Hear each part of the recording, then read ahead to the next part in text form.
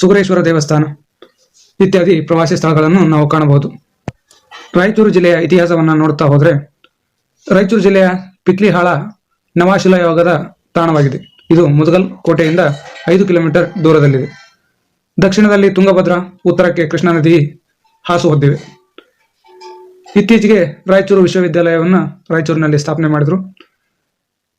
ಲಿಂಗಸೂರು ತಾಲೂಕಿನ ಕೋಣಗಲ್ ಎಂಬ ಊರು ಅದು ಒಂದು ಯುದ್ಧ ಭೂಮಿಯಾಗಿದೆ. ಕೋಣಗಲ್ ಕದನವು 1800ರಲ್ಲಿ ದೊಂಡಿಯ ವಾಘ ಮತ್ತು ವಲ್ಲೆಯ ನಡುವೆ ನಡೆದಿತ್ತು.